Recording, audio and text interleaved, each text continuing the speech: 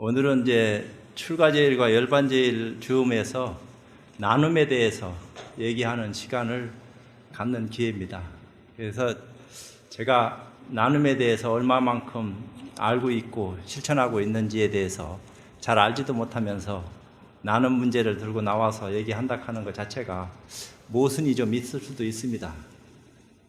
그런 어떤 입장들을 잘 감안해 주시고 들어주시면 감사하겠다 이런 생각을 듭니다. 나눔은 인류가 이 지구상에 존재하면서부터 시작되지 않았는가 이런 생각이 듭니다. 우주가 생기고 또 모든 질서가 만들어지면서 이 지구가 생겨나고 또 지구상에 우리의 인류의 먼 조상이 존재하게 됐습니다. 그러면서 지금 우리 현존하는 인류의 주인이 우리 인간이 돼갖고 있는 것은 아닌가. 그렇게 되기까지는 수없는 어떤 참 시련을 겪어왔겠지만 그런 가운데서도 또 다른 어떤 입장과 다른 질서를 유지해왔기 때문에 지금의 현실이 이렇게 이루어질 수 있지 않았겠나 이런 생각을 가집니다. 그런 가운데 가장 이제 원초적이라고 할까 또 인간 가운데에서 참 뭐라고 설명할 수 없지만 그 나눔의 어떤 입장들이 그냥 세포에 하나하나 낱낱이 새겨져서 그대로 실행되는 그런 입장들이 연결돼서 오늘날까지 오지 않았나 이런 생각을 가집니다. 그리고 이제 먼저 템플스테이 예산이 깎인 계기로 자선과 세신 5대 결사가 이루어진 이 점에 대해서 하여튼 정부 관계 당국자들에게 대단히 감사하다 하는 그런 말씀을 먼저 올립니다. 나태해진 종단의 어떤 안이함을 일깨워주는 그런 역행보살의 역할을 해주신 것이 아닌가 이런 생각을 가집니다. 이런 어떤 입장을 계기로 우리가 자선과 세신 5대 결사 운동을 통해서 거듭나야 되겠다. 이 5대 결사는 지금 새롭게 시작하는 것이 아니고 이미 참 부처님 당시서부터 뭐 결사 운동이라 하는 이름으로 불려지지는 않았지만 내면 속에 깊이 인식되어지고 실천되어져 온 그런 입장들입니다. 그런 것을 지금 새롭게 끄집어내서 얘기하는 것처럼 보이기 때문에 또 다른 어떤 일을 획책하는 거 아니냐 이렇게 생각할런지는 몰라도 저 개인적으로는 지금껏 해왔던 그런 일련의 일들을 좀 더 분명하게 지금의 어떤 시대 상황에 맞는 그런 입장으로 거듭나야 되겠다 하는 의미에서 다시 한번 주장하게 된 것이 아닌가 이런 생각을 가집니다.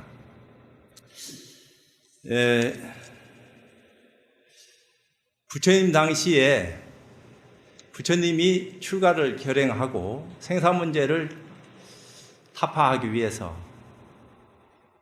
보리수 아래에서 일주일 연맹정진 끝에 아마 깨달음에 들었습니다. 그것도 6년 고행을 겪은 뒤에 마지막 일주일의 어떤 입장들이 굉장한 큰 시련을 가져왔다고 얘기하지만 그런 일련의 입장을 통해서 우리 인류는 정신적으로 무지에서 깨어날 수 있는 그런 어떤 계기를 열은 겁니다. 그것이 우리 인류에게 주는 희망의 메시지였다. 그런 것들이 무명을 깨뜨리고 지혜로움으로 거듭날 수 있는 어둠에서 밝음으로 거듭날 수 있는 그런 인연을 우리한테 전해주셨기 때문에 인류의 위대한 스승이라고 말할 수 있는 석가모니 부처님에게 감사해야 된다. 그것이 우리 인류에게 정신적으로 더 큰 것을 나눠줄 수 있는 계기가 됐기 때문에 오늘날 우리도 참 부처님 가르침에 의지해서 이렇게 행복한 시간을 보내고 있지 않느냐 이런 생각을 지울 수가 없습니다. 부처님이 깨닫고 난 뒤에 가장 먼저 했던 일이 오비구를 찾아가서 제도하는 일이었습니다. 그래서 당신을 싫다고 떠난 오비구를 찾아가서 깨달음에 들게 했습니다. 그 중에서 교진녀가 가장 먼저 깨달음에 들었기 때문에 부처님이 감탄을 하면서 교진녀가 깨달았다, 교진녀가 깨달았다 하는 그런 말씀을 하셨다고 합니다. 그것이 나눔의 시작입니다. 불교의 입장에서는 물론 불교 이전에 인류가 생겨나면서 부모 형제가 있고 다 참 어떤 입장에서 나눔을 실천하는 그런 어떤 물질적 계기를 구현하는 그런 입장들은 이미 충분히 실현되고 있었습니다.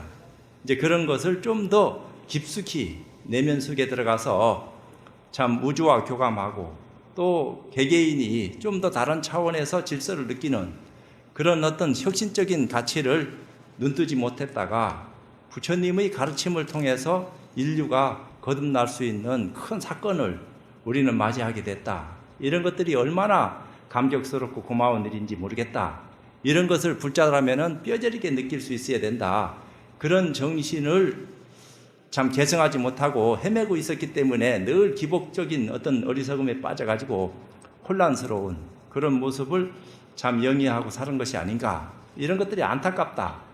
그런 것들이 자성과 쇄신으로 거듭날 수 있는 계기가 됐으면 하는 어떤 입장에서 이런 결사운동이 벌어졌다 하는 것을 우리는 너무나 잘 알고 있습니다. 이런 법회를 계기로 그런 어떤 입장들을 좀 더 확산시켜서 더 많은 사람들이 참 부처님의 큰 뜻이 무엇인지 또 우리가 그것을 어떻게 계승해서 뒷사람들한테 나눠야 되는지 그런 어떤 모습을 스스로 알고 결정하고 나아갈 적에 인류는 한 단계 더 성숙한다. 또 이번에 일본 지진에서 봤듯이 인류는 정신적으로 진화하는 모습을 우리는 봤다. 이런 얘기들을 외신이 전하고는 있습니다. 참 위기를 극복하는 상황에서 질서를 지키고 남을 배려하고 이런 어떤 모습을 통해서 참 안타까움을 우리는 옆에서 지켜는 보지만 그 속에 있는 사람들은 더 속이 타겠죠. 그러면서도 남을 배려하는 그런 모습이 일찍이 다 참 부처님 가르침 속에서 성장해 왔고 그런 어떤 가능성을 눈열고 있었기 때문에 그런 것이 가능하지 않았나 이런 생각들을 합니다. 그러면서 부처님 제자인 가섭존자를 또 말씀 올리지 않을 수가 없습니다. 그분은 두타제일인데 참 일설의 어느 날 아침 새벽에 참 원행을 떠나서 공양을 얻으러 어느 집을 지나고 있는데 어떤 여인네가 참 부잣집 담 앞에 쭈그리고 앉아서 무슨 행위를 하고 있더라 이래 됐어요. 그래서 자세히 보니까 가면서 봤겠죠. 뭔가 이게 떠먹다가 뭐 훔치다 들킨 사람처럼 깜짝 놀라가지고 인기척을 느꼈으니까 자기의 어떤 입장들을 감추려고 할 적에 가섭존자가 그 앞에다가 바루를 들이밉니다. 근데 여인네가 주저하면서 그냥 지나가시라고 그래요. 그래도 가섭존자가 바루를 앞에 들이대면서 당신이 먹고 있는 것을 나한테 나눠주십시오. 그렇게 말합니다. 그러니까 이것은 존자님께서 자실 수 있는 물건이 아닙니다. 그냥 모르는 척하고 지나가십시오 하는 어떤 입장을 전할 적에 당신이 먹을 수 있는 걸 내가 왜 못 먹느냐. 그 먹는 것을 나한테 나눠다고 하니까 참 마음으로 어떤 생각을 했는지는 몰라도 자기가 떠먹던 그 행위를 통해서 참 가섭존자 바루에다가 그 참 예를 들면은 쌀을 씻어서 떠내려오는 쌀뜨물 같은 그런 것을 떠먹고 있었다고 얘기할 수 있는 그런 처지였다 이런 겁니다. 그것을 그 자리에서 마시는 그런 가섭존자의 행위를 봤을 적에 부처님의 자비심이야말로 참 인류를 구원할 수 있는 어둠에서 밝음으로 전환할 수 있는 그 방법을 우리한테 드러내고 전했다. 그런 것을 우리는 잊어버리고 살고 있다. 그러면서 입으로만 수행 이런 얘기만 하고 있는데 참 이거는 구태의연한 어리석음에 우리가 젖어 있는 것이 아닌가. 이런 것을 어떤 입장에서 참 깨어나도록 우리가 앞장서서 발언하고 그런 것을 결정지어가는 모습으로 세상 사람과 더불어 함께하는 그런 인연을 드러내야 되겠느냐. 이런 것들이 오늘날 우리의 과제입니다. 그렇기 때문에 자성과 쇄신의 운동을 통해서 그런 어떤 일련의 입장을 보편화하고 똑같은 어떤 부처님의 가치관을 우리도 함께 하자. 그런 입장에서 비롯된 모습이 여기 있지 않나 이런 생각을 하게 됩니다. 그러면서 또 가섭전자가 어느 날 시장 바닥에 갔는데 문둥이가 참 공양을 하고 있는데 주먹밥을 먹고 있었다고 그래요. 그래서 거기 가서 또 단락한 겁니다. 근데 아무도 자기한테 공양은 줬지 단락하는 사람 없었는데 그걸 달라고 하니까 어떤 생각을 했겠어요. 그래도 안 가고 달라고 하니까 네가 먹는 거 나도 먹을 수 있다. 근데 그 밥덩어리를 넣어주는데 손가락이 같이 떨어져 가지고 그 바루에 들어갔다는 거 아닙니까? 그래도 그것을 묵묵히 참 손가락 덜어내고 자기 돌아와서 공양을 자시는 그런 어떤 입장을 우리는 봐왔습니다. 앞에 여인이 그렇게 할 적에 안 줄라 할 적에 내가 이렇게 당신한테 공양을 받는 것은 다음 생에 당신이 좋은 곳으로 거듭날 수 있도록 하기 위해서 이런 행위를 하는데 당신도 복을 줄 수 있는 기회를 제가 제공하니까 복 좀 주십시오 하는 그런 의미를 내포하고 있는 겁니까? 내포하고 있다 이렇게 얘기하고 있습니다. 그런 어떤 입장을 통해서 우리는 나누고 실천하는 그런 삶을 살아가지 않으면 안 된다. 그러면서 맨날 수행을 앞세우니까 이 불교는 말이야 수행밖에 없나 이렇게 얘기하지만 진정으로 부처님이 새벽의 별을 보고 깨달음을 통해서 우리한테 전한 메시지가 있습니다. 그런 메시지를 외면하고 뚱딴지같이 세속 사람들이 일찍이 다 알고 행하고 있는 그런 일련의 일들을 뒤쫓아가면서 그런 뒤치다거리나 하는 그런 모습으로 거듭난다면은 종교라고 얘기해야 될 아무런 이유가 없다. 종교라고 이름 붙였을 것 같으면은 또 다른 차원의 모습을 우리가 지니고 거듭날 수 있는 기회와 인연을 제공해야 되는데도 불구하고 허망한 시간을 보내는 이 안타까움이 우리의 앞날을 어렵게 한다. 이런 생각을 제가 하지 않을 수가 없습니다. 종교가 이 세상에 만들어진 것이 3, 4천 년밖에 안 됐습니다. 불교는 2600년, 기독교 2000년, 마호메 특유 1300년밖에 안 됐습니다. 인류의 역사는 15만 년 전, 20만 년 전으로 거슬러 올라갑니다. 그 먼 조상은 3, 400만 년 전에 출현을 했다. 이렇게 이제 인류 학자들은 말하고 있습니다.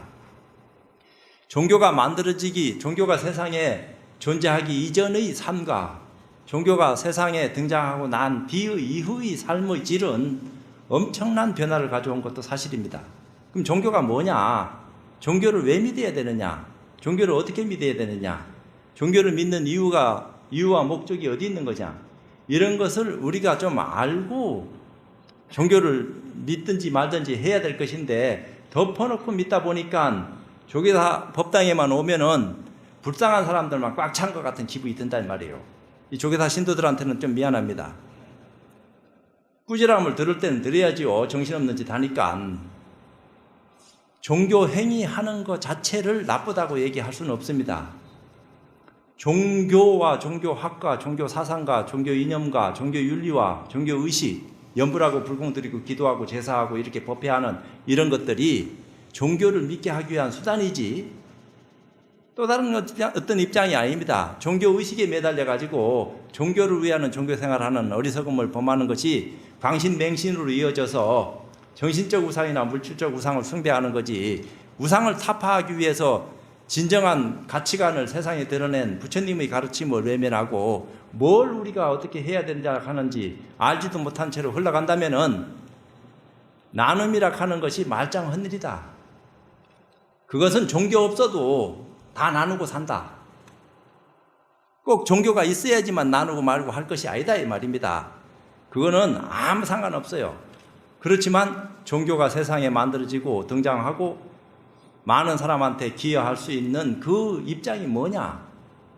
수행자라 하면은 어떤 입장을 통해서 더 많은 사람들한테 우리의 입장을 드러내고 이익을 가져다 줘야 되는지에 대해서 깊이 인식하고 생각을 해야 될 때입니다. 사회를 쫓아가서는 안 됩니다. 그렇다고 사회를 외면하는 말도 아닙니다. 사회와 더불어 함께 하지만 그런 하지 못하는 역할을 종교가